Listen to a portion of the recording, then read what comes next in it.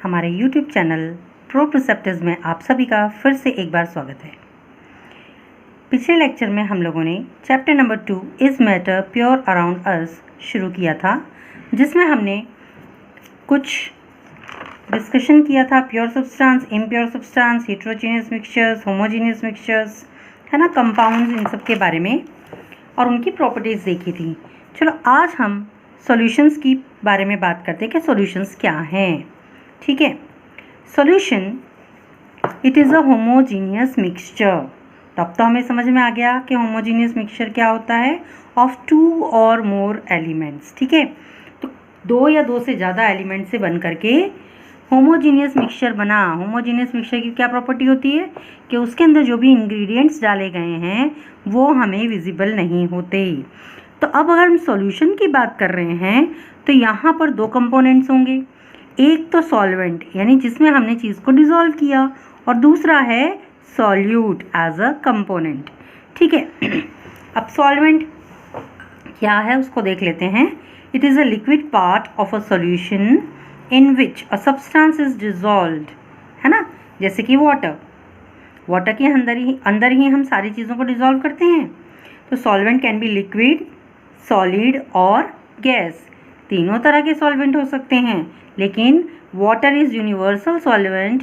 ज़्यादातर सारी चीज़ें वाटर में सॉल्यूबल होती हैं, है ना। तो सॉल्वेंट लिक्विड, सॉलिड और गैसियस भी हो सकता है। तो अब हम देखें कि सॉल्यूट क्या हो सकता है। ठीक है, solute it is a substance which is dissolved in a solvent. जैसे अगर हम वाटर के अंदर सॉल्ट को डाल दें तो वाटर हो गया सॉल्वेंट और सॉल्ट हो गया सॉल्यूट। शुगर सॉल्यूशन बनाया तो शुगर हो गया सॉल्यूट और वाटर हमारा सॉल्वेंट है। सॉल्यूट भी सॉलिड, लिक्विड या गैस हो सकते हैं। अब हमने सॉल्यूट का एग्जांपल देख लिया सॉलिड का कि शुगर या सॉल्ट हो सकता है। लिक्विड का एग्जांपल देखें सॉल्यूट का तो अल्कोहल हो सकता है ना। वाटर में अल्कोहल डाला या अल्कोहल में वाटर डाला, it can be either way. फिर गैस का एग्जांपल भी हमारे सारे कार्बोरेटेड ड्रिंक्स, है ना। आप सब लोग जानते हैं कि क्या है ये कार्बोरेटेड ड्रिंक्स। ठीक है, तो ये चीज़ें आप लोगों को पता है। जो भी हमारे पेप्सीज एंड ऑल कोलास वगैरह मिलते हैं ये सब कार्बोरेटेड ड्रिंक्स हैं। वाटर है उसके अंदर, स्वीटनिंग एजेंट्स हैं, कलरिंग एजेंट्स हैं और कार्बन डाइऑक्साइड गैस होती है। तो ये हमारे सॉल्यूट होते हैं उस सॉल्यूशन के अंदर। अब हम बात करेंगे प्रॉपर्टीज़ ऑफ सॉल्यूशन की। तो सॉल्यूशन की कौन सी प्रॉपर्टीज़ होती हैं। सबसे पहले a solution is a homogeneous mixture. और अब आप पूरी तरह से समझ रहे हैं कि होमोजीनियस क्या होता है।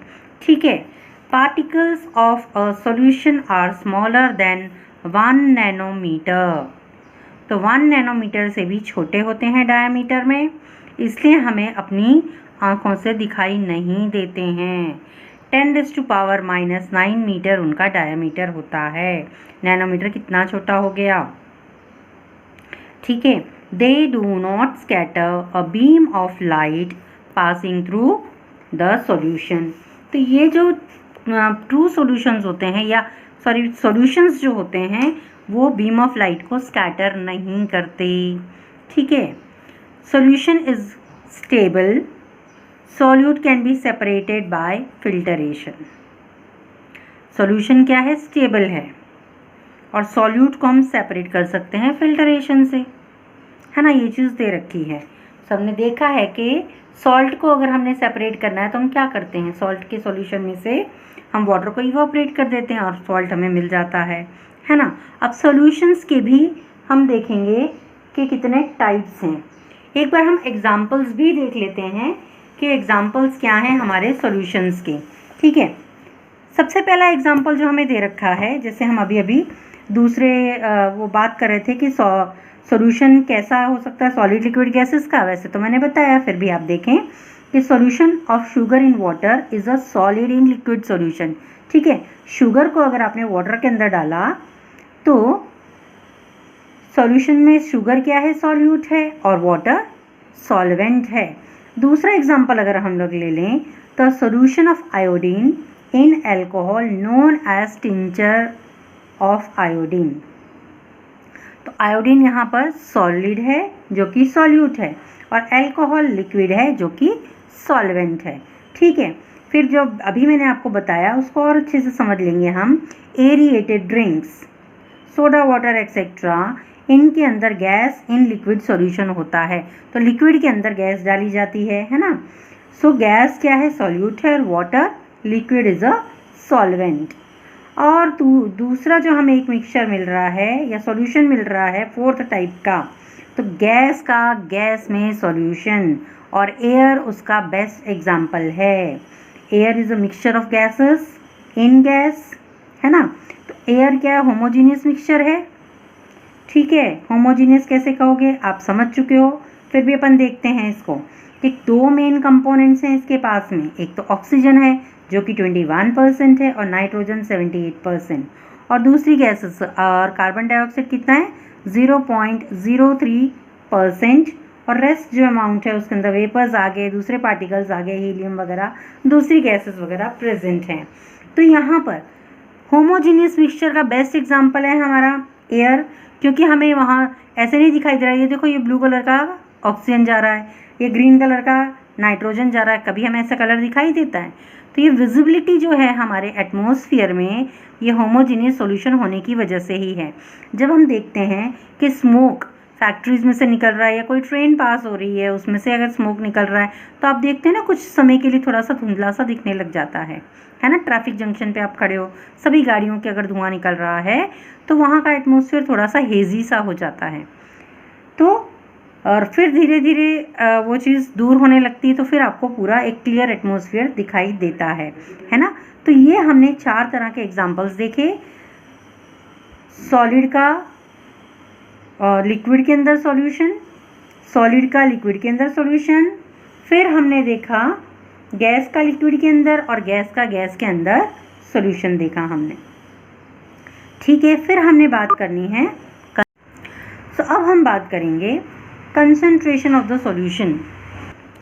कंसंट्रेशन के हिसाब से देखें तो हम कह सकते हैं हमारे पास ट्रू सॉल्यूशन है। एक तो ट्रू सॉल्यूशन कौन सा सॉल्यूशन है, solute particles completely dissolve in solvent and are not visible, ऐसे सॉल्यूशन को ट्रू सॉल्यूशन कहेंगे।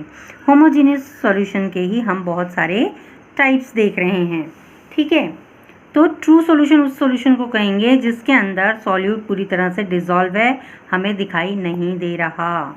फिर बारी आती है सैचुरेटेड सॉल्यूशन की, a solution in which no more solute can dissolve at a given temperature. अब इसका एग्जाम्पल हम लोग समझते हैं कि किस तरीके से लेना है हमें। अगर हम एक ग्लास ऑफ वाटर ले लेते हैं, उसके अंदर हम 1 स्पून शुगर डाला और उसको स्टिर किया, मिक्स कर दिया, वो मिक्स हो गया।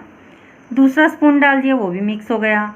तीसरा स्पून डाल दिया शुगर का, वो भी मिक्स हो गया, हमने स्टर किया तो। चौथा डाला, वो भी मिक्स हो गया। लेकिन हमने 5वां डाला और हम बहुत देर तक उसको स्टर कर रहे हैं, मिक्स कर रहे हैं, वो मिक्स नहीं हुआ, वो शुगर आपको विजिबल है। यानी आपको क्या पता चला कि ये जो ग्लास ऑफ वाटर है इसका सैचुरेशन है ना, कि कब ये शुगर को एब्जॉर्ब करना बंद कर देगा, तो वो पॉइंट सैचुरेशन कितना है, 4 स्पून ऑफ शुगर्स। आपको ये चीज़ मालूम चली। अब अगर हम कहें उसमें सिर्फ 1 ही स्पून शुगर डाल के उसका सॉल्यूशन बना दें, तो वो क्या होगा, अनसैचुरेटेड सॉल्यूशन होगा, क्योंकि सैचुरेट होने के लिए यानी उसको कम से कम 4 स्पून ऑफ शुगर की ज़रूरत है। अब आप अपना ही एग्जांपल ले सकते हैं कि आपको अगर भूख लगी है और आप 3 चपातीज़ या 4 चपातीज़ खा सकते हो, लेकिन अभी आपने 1 चपाती खाई है और आपको अभी भूख है, तो आप क्या कहेंगे, आपका पेट भर गया? नो, यू विल नॉट से लाइक दैट, है ना। तो उसी तरीके से अब हमें पता चला कि ग्लास जो है इसमें 4 स्पून ऑफ शुगर डिज़ोल्व हो जाता है, तो 4 से कम जितना भी हम डालेंगे वो अनसैचुरेटेड सॉल्यूशन ही होगा।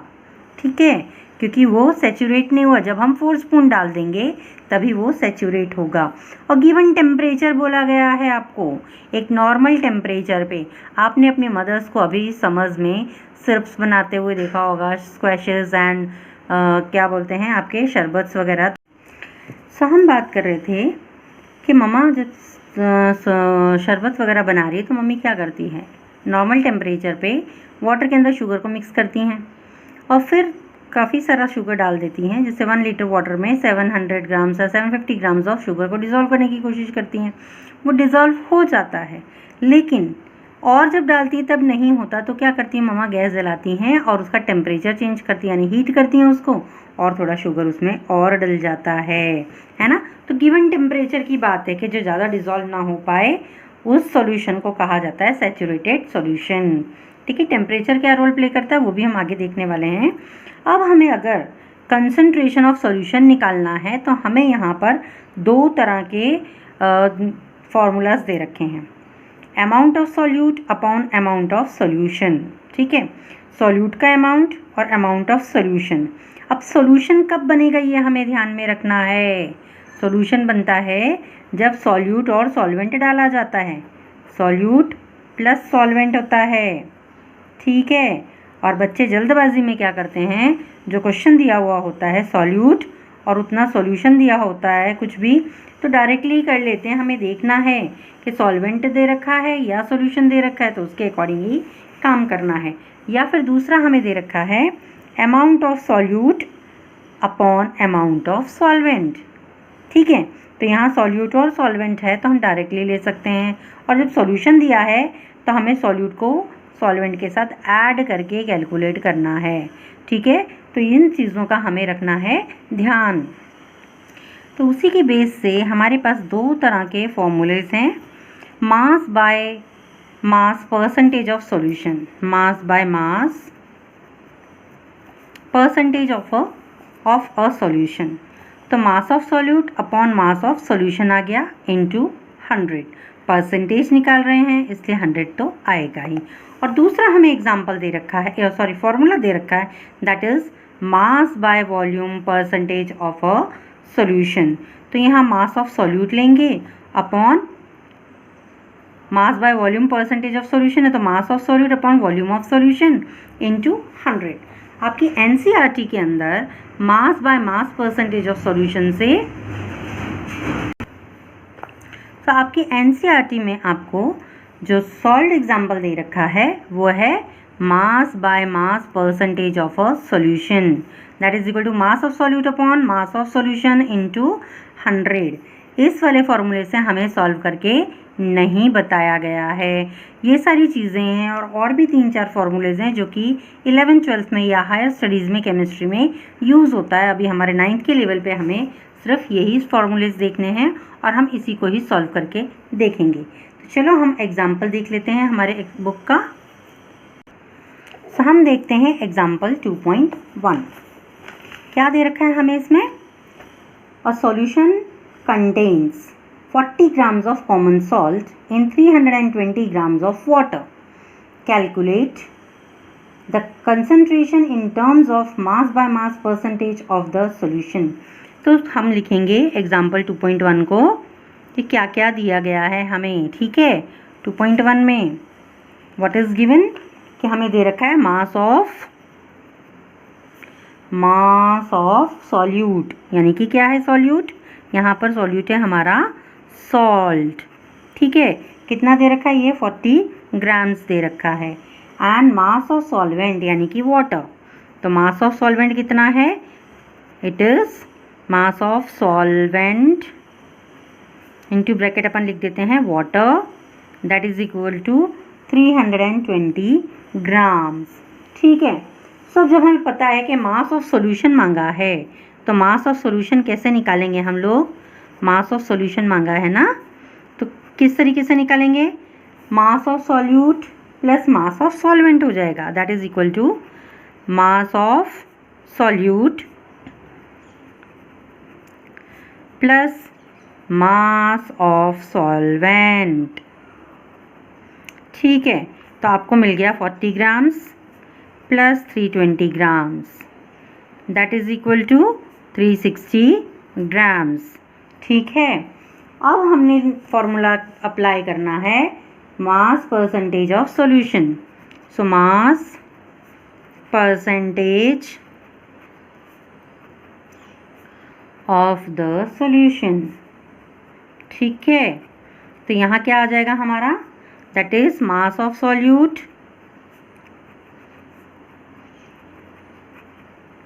अपॉन मास ऑफ सॉल्यूशन, है ना, मास ऑफ सॉल्यूशन इंटू 100 हो जाएगा।